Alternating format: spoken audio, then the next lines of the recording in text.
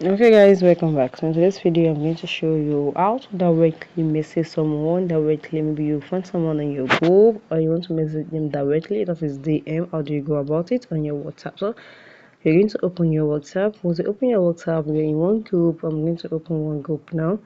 So you are in one group and you wanted to message someone there directly. What you need to do is click on the person's name or like this. Once you click on it, it's going to take you to this page. Just click on message.